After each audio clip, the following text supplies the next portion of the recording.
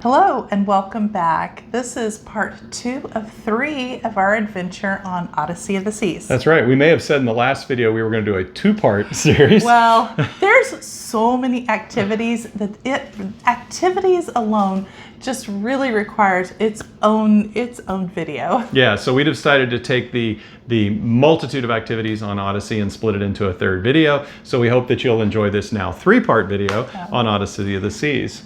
So today we'll just give kind of an overview of the ship, our cabin, but the main thing we'll talk about is the food and drink, the bars and the restaurants. And there's plenty of that to do here on Odyssey of the Seas. So come cruise with us. We're Mike and Nancy. Welcome to Living Phase 2.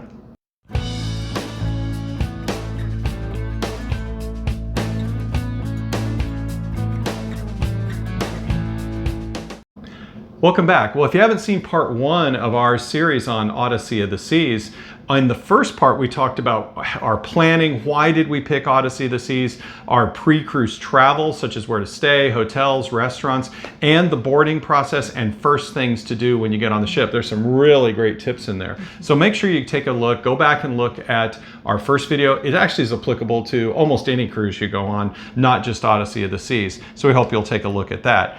So Odyssey of the Seas, as a reminder, is a Quantum Ultra class ship. So this is Royal Caribbean's 2nd largest class of ship. The Oasis class, which most everyone has heard of, is the world's, they are the largest cruise ships in the world. These are in that, just below that. So they're not these massive, huge spans of cruise ships, but they are plenty big. They still hold over 4,000 passengers, and they are different in a way that the Oasis class ships or even the Freedom class ships are very open. They have these massive multi-story promenades down the middle, and they are really set up for Caribbean cruising and warm weather cruising, whereas a Quantum Ultra class ship, because of the way it's set up, is set for more inclement weather. So maybe colder weather cruising, transatlantics, Alaska, Asia, those types of things. So you'll see a lot of what we're talking about as you're seeing the hallways in the ship. You'll see shopping areas. You'll see that the ship is really much more broken up than other cruise ships that you may be used to that have these grand promenades that they've gone to. It is a change. It's not necessarily not a good thing, but it is different. And some people don't necessarily like that claustrophobic feel. I hate to say it that way because it's a huge ship, but some people really do kind of have that feeling of having to wander through a maze in the ship. But, you know, for us, we felt like you just explored. You always seem to find a new nook or cranny or something new. Yeah. So that is different. We like that about this ship. But we do think we probably do prefer the expansive layout of an Oasis class a little better. I do, but this was a nice ship. It was. No complaints. It was. So, and our cabin was quite spacious. Speaking of the ship here. Yeah. Yeah, we had an incredible amount of storage, more storage on this ship than we've had on any other cruise ship. And maybe that's because it is geared for the colder climates. They're thinking people might need bulkier clothing. For instance, they had an incredible over the bed storage unit, like what you might see in an RV. Huge amount of storage in this room. Yeah, and it is the 2nd newest ship in Royal Caribbean's fleet. Wonder now that it has come out, that another Oasis class is the newest. When we were cruising on Oasis, it was the newest in the fleet. And so I think they've learned a lot over time what people want in their cabins. Spacious cabins, lots of storage. So what we Royal would like... Caribbean put that on every ship here going forward. It was very good.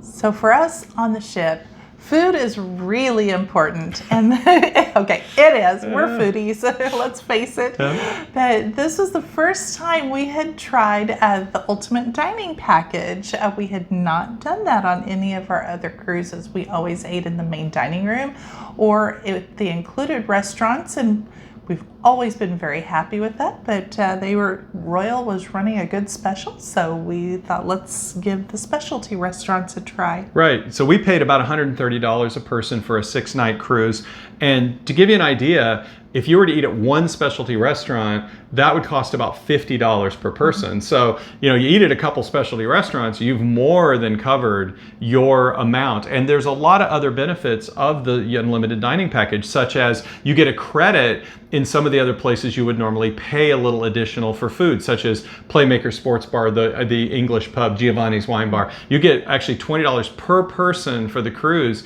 And at those different venues, they're very affordable. It was actually $20 at each of those venues Yes. per person. Yes. Not total. That's right. So it That's was like, right. what was it, $60? It was then per person. $120 to spend at different venues total.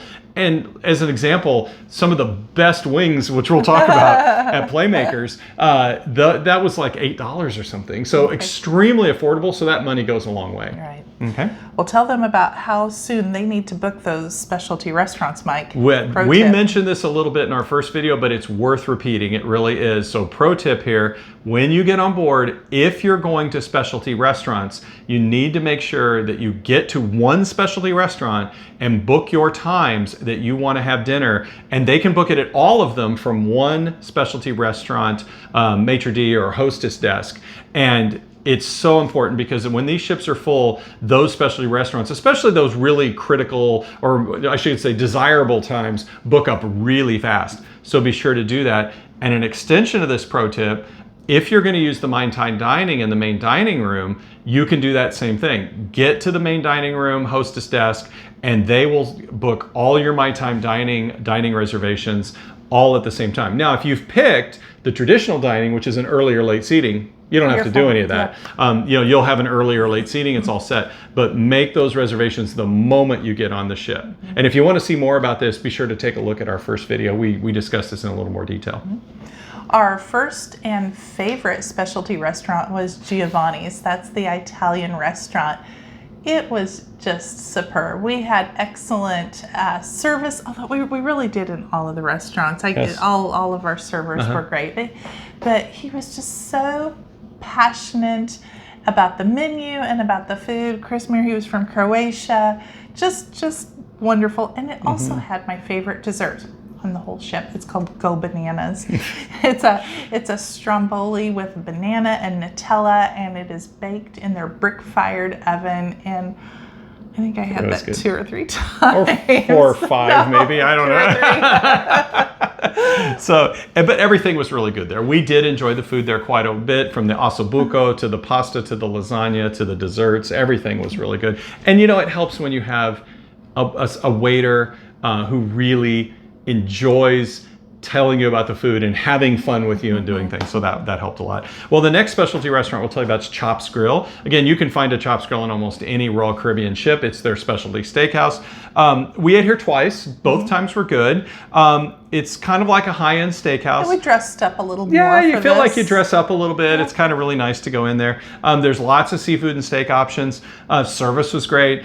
I would say we tended to enjoy Giovanni'S a little bit better. Not that the food was ever bad or anything like that. No. I think we just enjoyed the experience a little more. Yeah, That's a good way to put it. Yeah. So Azumi. Azumi is the sushi restaurant, and we ate there twice for lunch. So on sea days, they will open up a couple of the specialty restaurants, not all of them, for lunch, and Azumi was one of them. Excellent sushi. They had one of my favorite salads, which was a seaweed salad. I enjoyed it so much I've tried to replicate it at home. Yeah. It was that good. Yes. Maybe it doesn't sound good, but it really, really is. Yeah. One interesting thing about Azumi, though, just to make you aware, on the Quantum ships, because they have all the little hallways, and again, people say they're chopped up, Azumi is in a funny position. It's at the end of a hallway, kind of between 2 hallways. You actually cut through part of the restaurant to get from one side of the ship to another. Some of the seating's out in almost one of the walkways and flows over into the Bionic Bar. So again, it was fine for us. It made it feel almost kind of like we were in a food court at a shopping mall, is how we have described it. But one time we sat at the bar where we were watching them make the sushi, so we were out of the traffic at that point. But the second time we were kind of in a high traffic area, which that was fine for lunch. I really wouldn't have wanted that for supper though. Right. related to Azumi is the Tempanyaki Restaurant. Now on this one, it's kind of the opposite. In this case, the Tempanyaki Restaurant is a separate restaurant, whereas on many Royal Caribbean ships, the Tempanyaki Restaurant is kind of an extension of Azumi.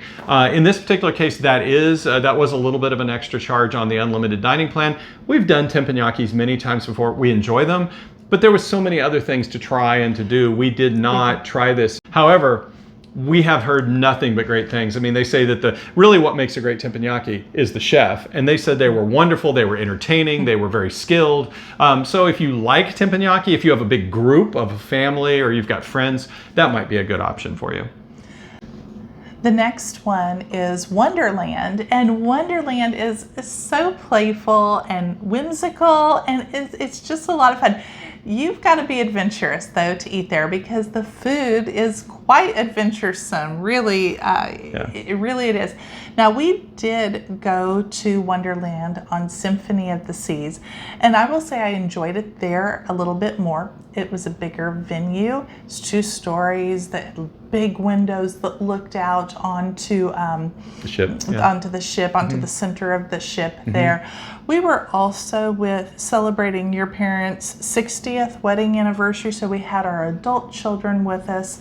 So there was a large group of us, and at that time we got to try everything on the menu, and it was just because it's so fun and playful to be in a large group. I really enjoyed that. Now this time it was just the 2 of us. Food was the same. Food was great. Service was great. Absolutely. Yeah. But as far as the experience goes, I didn't enjoy it quite as much as I did on Symphony of the Seas. Yeah. So great experience. If you've never done Wonderland, do it. Go and take the chance. Hey, if you don't like it and you've got the unlimited dining package, go over to Giovanni'S and have a second dinner, There you go. But but it's certainly worth a try. It is something different than almost any restaurant in the world that you'll ever go to. And if nothing else, the desserts are unbelievable. They're just out of this world. Yeah. They're out of this world. Well, let's talk a little bit about the included dining options because there's tons of those. There are, but before we do, shall we invite them to like, subscribe, and turn on your notifications? Absolutely. Please hit that subscribe button. It doesn't cost you anything, and gaining those subscribers then helps YouTube pass these videos on to other people, and hopefully we're being helpful and giving out good information for not just people in phase 2, but videos like this for anybody that's going to enjoy cruising and looking at Royal Caribbean and looking at Royal Royal Caribbean. Specific ship. That's right. So hit that little subscribe button and turn on your notifications, and we would really, really appreciate it. How about talking about the main dining room first?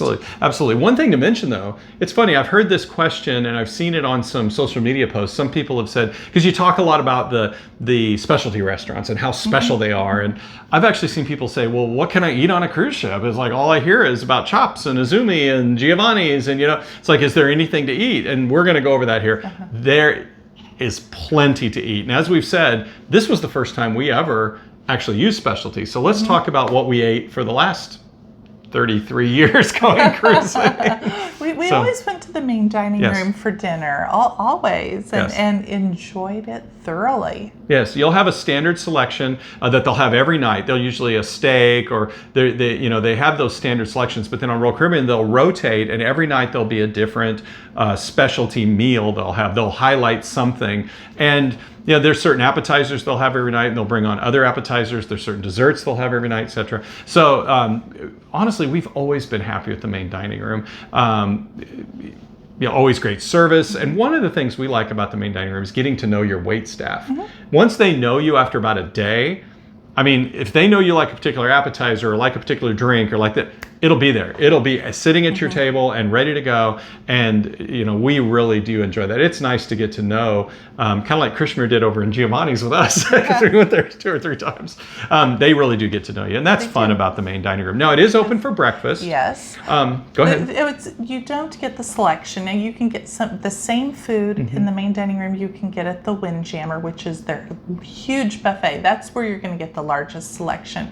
But if you're wanting a quieter experience, ingredients, you're wanting some more of the more basic service. items. More service. Yeah, you want a sit-down Absolutely. breakfast. Yeah. It's going to take a little longer. The main dining room is a great place to go for breakfast. And it does open a little later too, so just be aware. If you're an early riser or you got an early excursion, the Windjammer is probably your best bet. True. Yeah, so we'll speak of the next one is the Solarium Bistro. So up on the Solarium, which is the all-adult pool area, they have a bistro up there, and we ate there for a couple times for breakfast and thoroughly enjoyed it.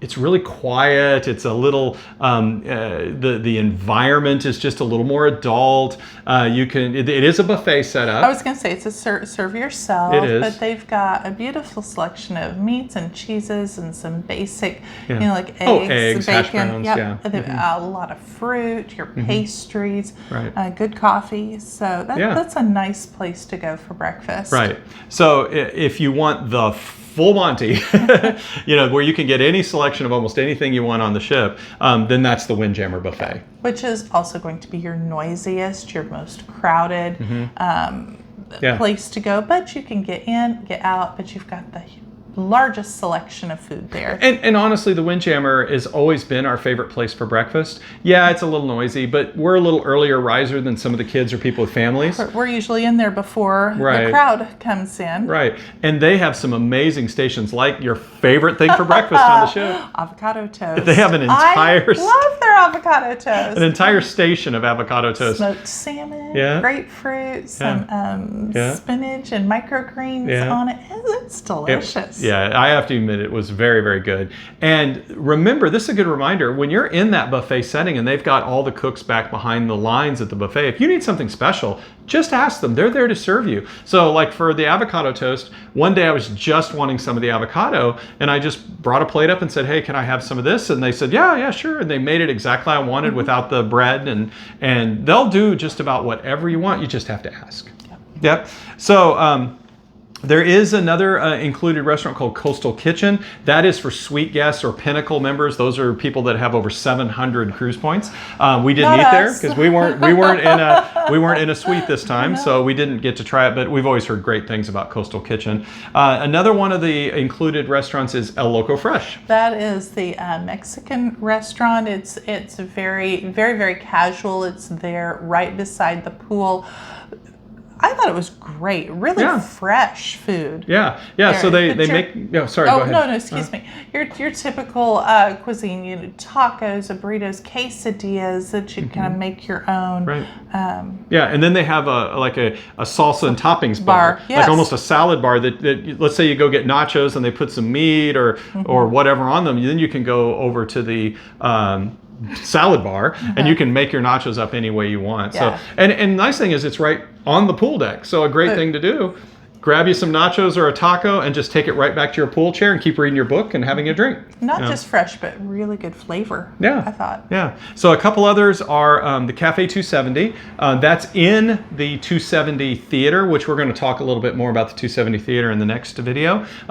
Breakfast, lunch options there. Really, really good roast beef sandwich. So if you want just a good roast beef sandwich, go there to Cafe 270 and have that. Then there's Sorrento's Pizza, which is great for pizza, pasta, and antipasta. That's located on the Royal Promenade. It's open late. Yes. Is it even open 24 hours? No. It's open really late. Yeah, it's like 2, 3 in the morning you can get pizza, And it's a staple on all Royal Caribbean ships. It is. Well, most, not all, but It most gets Royal a Caribbean little ships. crowded there after the show lets out in the evening. The line will be a little bit long. Yeah. Now it's a place But it moves fast. It does. They will have pizzas that are already made up that you can just go through the line and get a slice of this one or a slice of that one. If you don't see the one that the type of pizza that you're interested in, ask them, and it's very likely that they will make it for you. Oh, yeah. They also have gluten-free options for pizza crust. If you let them know, they'll make you a gluten-free pizza. That's right. In fact, they make a gluten-free pizza as a whole pizza. So if you want a gluten-free pizza, you're going to get a whole pizza that's gluten-free. And don't pass up the antipasta options. The different other selections they have there are actually very good. Most people run right for the pizza and take it and sit down, but the antipasta is very good. I have noticed on other ships that Sorrento's, you could get an entire pizza and take it back to your room, but you could not on this ship. And we couldn't on Symphony either. So they may have changed their policy. Yes. There were times, maybe it was pre-COVID, that they actually had pizza boxes. You could just come and say, give me a all-meat pizza. They'd fold it up and you take it with them. But you can from Giovanni'S. That's true. So and if you have the unlimited dining package, you can order a pizza and ask them to take it with you, and you can do that there. That's different than Sorrento. And it might be because with Giovanni'S now, it's just a little bit of... I would say Sorrento's pizza is good. Giovanni'S pizza is freaking fantastic. It's two different levels of pizza. But Sorrento's is great, yeah. All right, Cafe Promenade? You go ahead. So on Cafe Promenade, to be honest, it's a little disappointing on Odyssey. Other ships, they've had specialty coffees where you can get an espresso or a mocha, frappo, whatever. Put your Baileys in it. Yeah, put your Baileys in it, do all that. Here on Odyssey, it's just drip coffee and then grab-and-go sandwiches, desserts, cookies, things like that. Honestly, I think why is because right across the promenade is a full Starbucks. Not just a kiosk, but a full Starbucks. And I think that they're trying not to compete with Starbucks. And the Starbucks is extra. It's not included in any drink packages, so you have to pay extra for that. However, pro tip, if you want your specialty coffee included in your drink package, the Windjammer Bar has a full bar and a full espresso service. They'll make any drinks that you want, any coffee drinks that you want. So that on Odyssey is where you can go get your included specialty coffees. Only when the Windjammer is open, though. Yes, and yes. It is not open all day. That's true. It closes down between breakfast and lunch. Yeah, for a small period of time, and then now I think they're open for dinner. And when we were there, they weren't open for dinner. But no, I take it back. Yes, they were, because they had just done it the first time. So there'll be little gaps of a half hour, and then they're not open late because we didn't go there for dinner. No, because we had the specialty dining. So that's the included restaurants. That's the food. Let's talk a little bit about the bars, and then we'll wrap this one up for today, and then we'll cover activities on the next one. Okay. So you can never be more than 10 steps without a drink on Odyssey. That's true. So one of the most famous bars on Royal Caribbean ships is the Schooner Bar. It's very nautically themed, ropes and deep woods and leather couches. And smells. Royal Caribbean actually adds a gunpowder smell. They do. So when you walk into the room, you can really smell it. Yeah, we love that bar, and that is where most of your trivia, name that tune, those kind of things will be in the Schooner Bar. Okay. The next is the Lyman Coconut. That's out there on the pool deck where they've got the steel drum bands playing. It is our initial go-to bar. When you're first getting on board the ship, it's just a great place to go. The vibe is great. It's Caribbean. It's getting you in the mood to go on the cruise. Yeah, and it's actually two levels. Yes, it is. You can get their specialty drink, the Lyman Coconut, in the little pail. Yeah, that you can take back to your room, and it's a keepsake souvenir if you want. Yeah. So the next bar is Playmakers. We mentioned it earlier when we were talking about the food options, but Playmakers is a great sports bar. Explore Playmakers a little bit. They have little alcoves and other rooms, TVs hidden here and there. Plus, honestly, I think it has one of the best views. I was just going to say that. Yes. Yeah, we're up, I don't know, how many floors? 10 stories? 12 to 14. It's on deck 12 or 14 or something, We were sitting by the window, and it's just all glass windows, and it's just gorgeous to look out. Right. It's on the second floor of what's called the Seaplex, and again, we'll talk about the Seaplex. That's the big indoor entertainment and activity area, but it's on the second floor of that. So yeah, don't miss Playmakers and try those wings. And that's where we had the credit, the food credit, money credit for that, and it's delicious. Yeah, so the next one's the Crown and Compass. Almost all Royal Caribbean ships have an English-style pub. This is no exception in the Crown and Compass. Great bar, really good in the evening if you just want to sit and listen to some acoustic music. They'll always have a musician there almost every evening playing music, and you can sit and have a beer.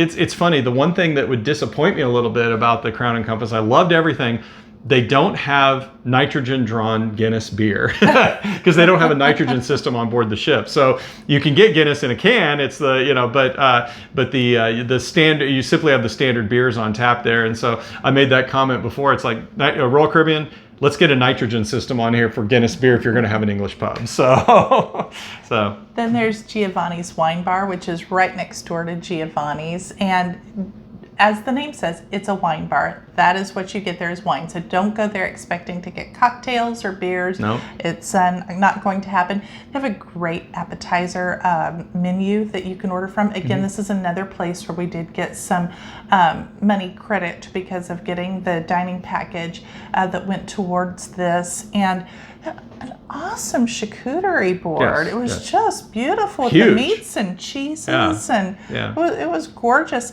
They had my favorite Your Go Bananas. dessert, You can get the that. Stromboli that's in the brick, baked in the brick oven. Yeah. Fabulous. Yep. Fabulous. So a couple other bars, just to run through real quick. Bolero's is a Latin-themed dance hall, or dance venue, excuse me.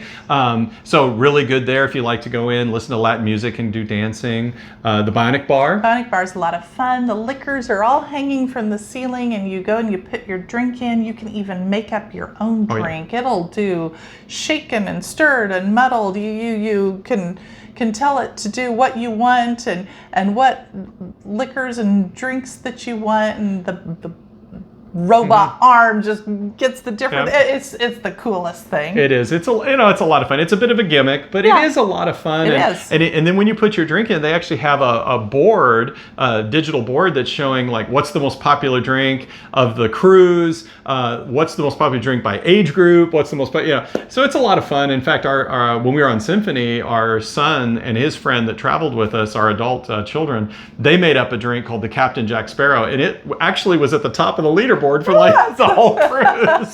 So it was a lot of fun. It's just a neat Give thing. the Bionic Bar a try. Yeah. The next is the music hall. Now this is very unique to the Quantum class ships, the music hall. This venue is one of the most acoustically perfect venues at sea. They specifically designed it to play bands. They actually do karaoke in there. It's a 2-level music hall, and they have a bar at the top and bottom level. And when there's not bands or karaoke or trivia or whatever playing in it, or game shows in it, then on the upper level they have pool tables and a bar. It's really a nice venue, and a lot happens there. You'll probably end up spending quite a bit of time in the music hall. Then there's the Solarium Bar. That's just kind of our go-to day-to-day bar, because if we're at sea, we're in the solarium. That's where we like to hang out and read a book. That's and the all-adult relax. pool area. Yeah, it's quiet. There's plants, and it's really pretty and serene in there. And so the bar's right there. We can just go right up. It does get busy during the day, but it's good. Yeah, we really enjoyed that one. Just a couple other quick ones. There is the 270 bar in Theater 270. There's a Maine Theater bar in the Maine Theater. And then, of course, we already mentioned the Windjammer Bar that's there in the Windjammer. So don't forget, you can have your Bloody Mary and your mimosas and your Baileys and your coffee. There is a bar right there in the Windjammer. And in fact, in the casino. That's right, and in the casino. So that's our summary for today. We've gone on quite a bit about this. We wanted to give you lots of details. We hope we've done that. We hope it's been enjoyable gathering up some of this information. In our next video, we're going to talk about activities, and that's going to take a whole video because this ship is packed full of activities. Yes. Yeah, you can wear yourself out. Yes. And, Yep. And in fact, we'll talk about that. After you come back from vacation. That's right. That's right. So we'll talk about that in the next video. We certainly hope that you enjoyed this. If you did, hit that subscribe button down there at the bottom. Doesn't cost you anything and helps us out a ton. But other than that, we really hope that you've enjoyed this and enjoy cruising on Odyssey of the Seas. Thanks for watching. Bye-bye. Bye.